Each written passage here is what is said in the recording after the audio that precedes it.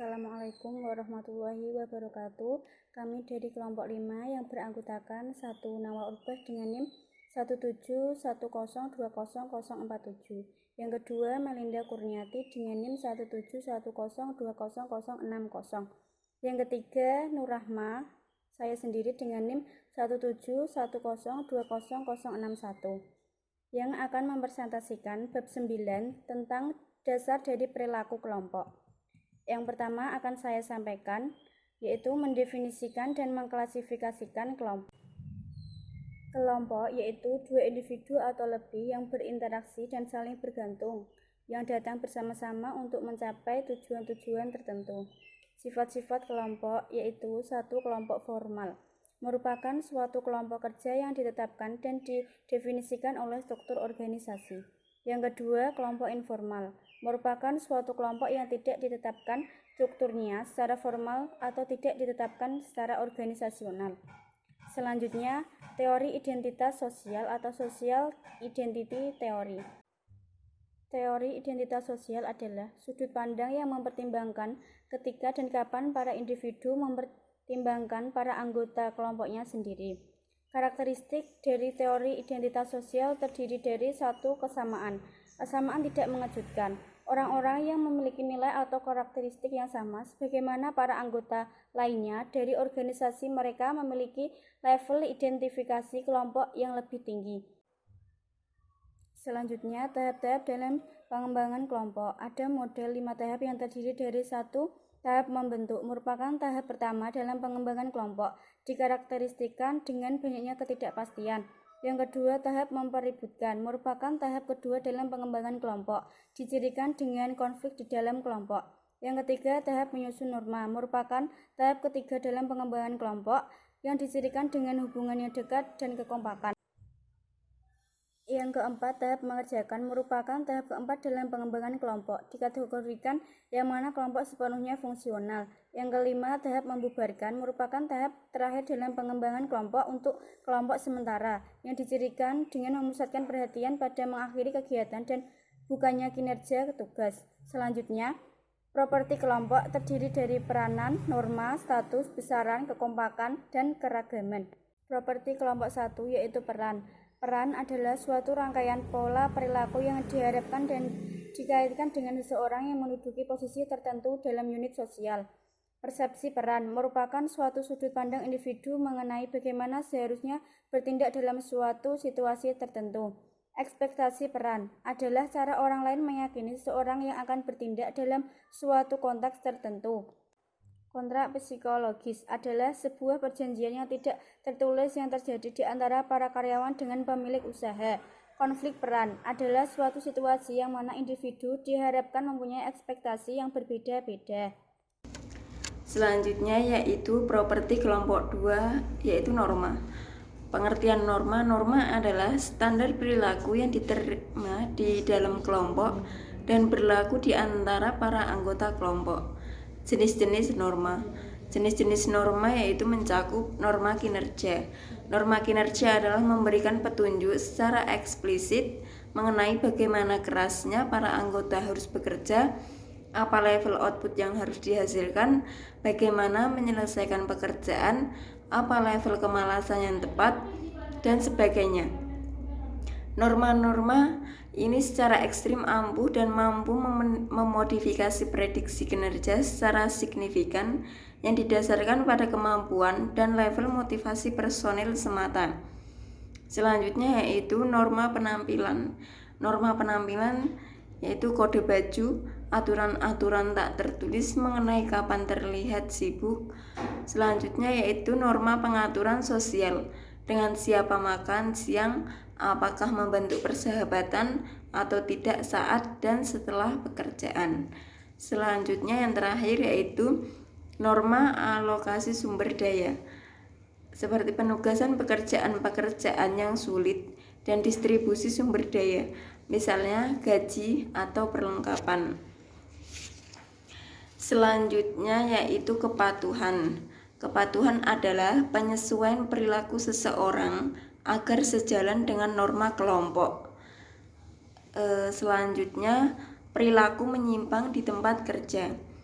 Perilaku menyimpang di tempat kerja yaitu perilaku bersifat sukarela yang melanggar norma organisasi secara signifikan dan dengan demikian dapat mengancam kesejahteraan organisasi atau para anggotanya.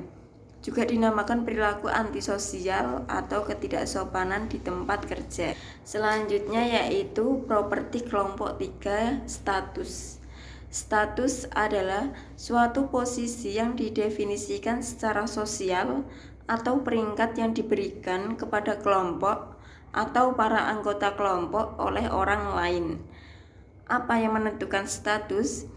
Menurut teori karakteristik status, status cenderung berasal dari salah satu di antara ketiga sumber berikut. Yang pertama, kekuasaan seseorang yang dimiliki atas orang lain.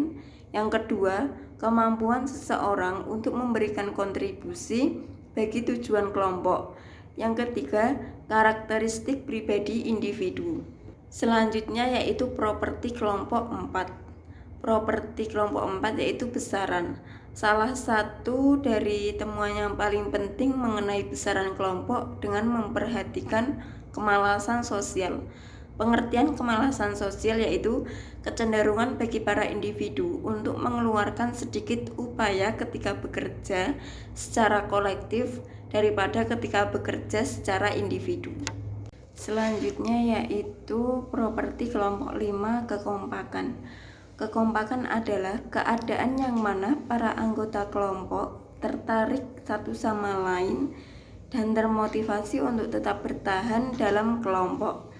Nah, selanjutnya yaitu manfaat kekompakan dalam kelompok. Manfaat kekompakan dalam kelompok yaitu meningkatkan informasi dan pengetahuan dengan bekerja secara bersama. Yang kedua, meningkatkan ragam pandangan. Yang ketiga, meningkatkan penerimaan atas suatu solusi. Yang keempat yaitu meningkatkan tingkat kinerja. Adapun kelemahan kekompakan dalam kelompok yaitu mencakup tim kerja memungkinkan terjadinya grafting. Grafting merupakan fenomena untuk mengikuti konsensus dari mayoritas anggota tim mengalahkan pendapat minoritas yang mungkin aja lebih benar. Yang kedua, memungkinkan terjadinya free rider. Yang ketiga, memungkinkan pengambilan keputusan berlarut-larut. Yang keempat, adanya agenda-agenda tersembunyi. Selanjutnya yaitu properti kelompok 6, keragaman. Keragaman adalah sejauh mana para anggota dari suatu kelompok memiliki kesamaan atau berbeda dari satu sama lain. Lini kesalahan. Lini kesalahan adalah divisi yang dipandang yang membagi kelompok menjadi dua atau lebih subkelompok yang didasarkan pada perbedaan individu, misalnya jenis kelamin, ras, umur, pengalaman kerja, dan pendidikan. Selanjutnya yaitu ada pengambilan keputusan kelompok. Yang pertama yaitu kelompok versus individu, yang meliputi yaitu kekuatan pengambilan keputusan kelompok. Kelompok dapat menghasilkan informasi dan pengetahuan yang lebih lengkap dengan menghubungkan sumber daya dari beberapa individu. Maka kelompok akan membawa lebih banyak input serta heterogenitas ke dalam proses keputusan. Yang kedua yaitu ada kelemahan pengambilan keputusan kelompok. Keputusan kelompok menghabiskan waktu karena kelompok-kelompok umumnya memerlukan lebih banyak waktu untuk mencapai suatu solusi. Terdapat kepatuhan tekanan, keinginan oleh para anggota kelompok agar dapat diterima dan mempertimbangkan sarana bagi kelompok dapat melumatkan pertentangan secara terbuka.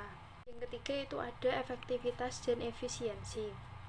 Keputusan kelompok umumnya lebih akurat daripada keputusan rata-rata individu dalam suatu kelompok, tetapi kurang akurat daripada pertimbangan yang paling akurat. Dalam hal kecepatan, para individu lebih unggul. Jika kreativitas penting, kelompok cenderung menjadi lebih efektif. Jika efektivitas berarti derajat penerimaan pencapaian atas solusi final, maka kelompok lebih unggul. Selanjutnya yang terakhir yaitu ada ringkasan. Ringkasannya, kelompok merupakan kendaraan yang sempurna untuk mengerjakan beberapa langkah dalam proses pengambilan keputusan dan menawarkan keduanya baik luas dan mendalamnya input bagi pengumpulan informasi. Selanjutnya yaitu ada pemikiran kelompok dan pergeseran kelompok. Yang pertama itu pengertian pemikiran kelompok. Pemikiran kelompok yaitu menggambarkan situasi yang mana tekanan kelompok atas kepatuhan mencegah kelompok dari secara kritikal menilai pandangan yang tidak biasa, minoritas, atau tidak populer. Pemikiran kelompok merupakan sebuah penyakit yang menyerang banyak kelompok dan dapat secara dramatis menghambat kinerja mereka. Yang kedua yaitu ada gejala-gejala pemikiran kelompok yang terdiri dari pertama yaitu para anggota merasionalkan setiap perlawanan atas asumsi yang telah mereka buat. Yang kedua yaitu para anggota menerapkan tekanan secara langsung pada mereka yang sesaat mengekspresikan keraguan mengenai beberapa pandangan yang dibagikan oleh kelompok. Yang ketiga yaitu para anggota yang memiliki sudut pandang yang meragukan atau berbeda yang berusaha untuk menghindari penyimpang dari apa yang terlihat. Yang keempat yaitu terdapat suatu ilmu kebulatan suara. Yang terakhir ada pengertian pergeseran kelompok. Pergeseran yang mengarah pada polarisasi telah menghasilkan beberapa penjelasan. Misalnya, telah diperdebatkan bahwa pembahasan membuat para anggota menjadi lebih nyaman satu sama lain, dan oleh karenanya lebih tersedia untuk mengekspresikan versi ekstrim dari posisi awal mereka. Argumen lainnya adalah bahwa kelompok memancarkan tanggung jawab. Keputusan kelompok membebaskan tiap anggotanya dari akuntabilitas bagi pilihan terakhir kelompok, sehingga posisi yang lebih ekstrim dapat diambil. Yang terakhir yaitu ada teknik-teknik dalam pengambilan keputusan kelompok.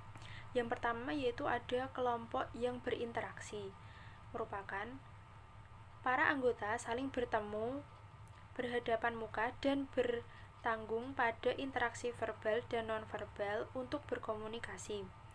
Kelompok yang berinteraksi yang sering kali memeriksa diri mereka sendiri dan menerapkan para anggota individu untuk mengaruh pada kepatuhan opini. Yang kedua yaitu ada sumbang pendapat, dapat mengatasi tekanan atas keputusan yang mengurangi kreativitas dengan mendorong beberapa dan semua alternatif selain memahami kritikan-kritikan.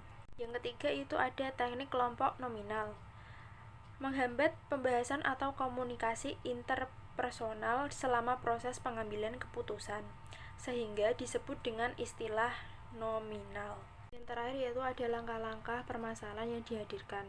Yang pertama yaitu sebelum pembahasan dilakukan, setiap anggota akan secara independen menulis gagasan-gagasan dan permasalahannya.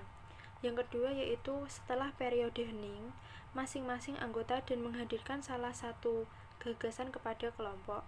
Yang ketiga yaitu kelompok membahas gagasan-gagasan untuk menjernihkan dan mengevaluasinya. Yang keempat yaitu masing-masing anggota kelompok dengan diam dan independen memperingatkan sesuai urutan gagasan. Selanjutnya, kita akan menganalisis jurnal yang berjudul Pengaruh Perilaku Organisasi Prestasi Karyawan pada PT Perkebunan Nusantara II, Persero, Medan. Yang pertama, ada pendahuluan. Latar belakang dari jurnal tersebut adalah memahami perilaku organisasi berarti memahami perilaku para anggota organisasi, baik secara individu maupun secara kelompok. Memahami perilaku organisasi bukan memahami bagaimana organisasi itu berperilaku, tetapi memahami bagaimana para anggota organisasi itu berperilaku. Perilaku organisasi lebih ditekankan pada bagaimana membuat orang-orang terbiasa bekerja dalam tim kerja yang efektif. Kinerja tim lebih unggul daripada kinerja individu-individu bila tugas yang harus dilakukan menuntut keterampilan ganda. Perilaku organisasi menunjukkan pada suatu sikap dan perilaku diri individu dan kelompok dalam organisasi serta interaksinya dengan konteks organisasi itu sendiri. Penilaian prestasi kerja karyawan merupakan kegiatan manajer untuk mengevaluasi perilaku prestasi karyawan serta menetapkan kebijakan selanjutnya. Tindak lanjut penilaian ini memungkinkan karyawan dipromosikan, dikembangkan, atau balas jasa yang dinaikkan. Yang kedua, teori perilaku organisasi. Menurut Hanggreni, tahun 2011, perilaku organisasi adalah sebuah bidang khusus yang memiliki pokok ilmu pengetahuan yang umum, mencakup 3 faktor penentu perilaku dalam organisasi, yaitu individu, kelompok, dan struktur, dan penerapannya untuk membuat organisasi bekerja lebih efektif. Selanjutnya yaitu prestasi karyawan. Menurut Hasibuan, prestasi kerja adalah hasil kerja yang dicapai seseorang dalam melaksanakan tugas-tugas yang dibebankan kepadanya yang didasarkan atas kecakapan, pengalaman, dan kesungguhan serta waktu. Selanjutnya yaitu hipotesis. Hipotesis H1 diduga ada pengaruh perilaku individu terhadap prestasi karyawan pada PT Perkebunan Nusantara II Medan. H2 diduga ada pengaruh perilaku kelompok terhadap prestasi karyawan pada PT Perkebunan Nusantara II Medan. H3 diduga ada pengaruh sistem organisasi terhadap prestasi karyawan kepada PT Perkebunan Nusantara II Medan. H4 diduga ada pengaruh perilaku organisasi terhadap prestasi karyawan pada PT Perkebunan Nusantara II Medan. Selanjutnya yaitu metode penelitian. Metode yang digunakan dalam penelitian ini adalah metode kuantitatif, dengan data yang diperoleh berdasarkan jawaban kuesioner. Teknik analisis data dalam penelitian ini menggunakan regresi linier, berganda, uji T, uji F, koefisien determinasi. Selanjutnya itu ada metode analisis data. Yang pertama yaitu ada uji validitas. Pada sistem organisasi dapat dilihat Pearson collection atau R hitung lebih besar daripada R tabel, sehingga seluruh pernyataan perilaku kelompok dinyatakan valid. Sedangkan pada perilaku kelompok dapat dilihat Pearson collection atau R hitung lebih besar daripada R tabel, sehingga seluruh pernyataan sistem organisasi dinyatakan valid. Dan pada prestasi karyawan dapat dilihat Pearson collection atau R hitung lebih besar daripada R tabel, sehingga seluruh pernyataan prestasi karyawan dinyatakan valid. Selanjutnya yaitu ada uji reliabilitas, bahwa nilai alfa dari variabel X1, X2, X3, dan Y lebih besar dari 0,06. Hal ini berarti data yang digunakan lebih layak untuk digunakan pada analisis selanjutnya. Selanjutnya itu ada uji normalitas. Dapat disimpulkan bahwa metode regresi layak digunakan karena memenuhi asumsi normalitas. Selain menggunakan metode p-plot, dapat dilakukan juga uji normalitas Kolmogorov-Smirnov. Data dikatakan berdistribusi normal jika signifikasinya lebih besar dari 0,05. Nilai signifikasi sebesar 0,174 lebih besar dari 0,05, sehingga dapat disimpulkan bahwa data yang diuji berdistribusi normal. Selanjutnya yaitu ada uji multikolineralitas. Dapat dilihat nilai VIF untuk variabel perilaku individu adalah 1,121. Untuk variabel perilaku kelompok, nilai VIF adalah sebesar 1,128. Untuk variabel sistem organisasi, nilai VIF adalah sebesar 1,066. Nilai VIF untuk variabel perilaku individu, perilaku kelompok, dan sistem organisasi lebih kecil dari 5. Maka, data penelitian ini bebas dari asumsi multikolineralitas. Selanjutnya yaitu ada uji heteroskedastika. Dapat disimpulkan bahwa tidak ada terjadi persoalan heteroskedastika. Selanjutnya yaitu ada uji T. Artinya, sistem organisasi berpengaruh negatif dan signifikan terhadap prestasi karyawan. Selanjutnya itu ada UGF, artinya perilaku organisasi secara simultan berpengaruh positif dan signifikan terhadap prestasi karyawan. Yang terakhir itu ada analisis koefisien determinasi atau R kuadrat.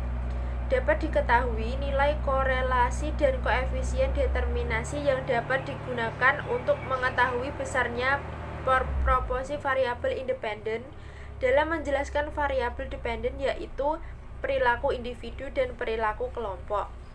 Terakhir yaitu ada pembahasan. Yang pertama yaitu perilaku individu atau X1 berpengaruh positif signifikan terhadap prestasi karyawan atau Y. Yang kedua yaitu perilaku kelompok atau X2 berpengaruh positif dan signifikan terhadap prestasi karyawan atau Y.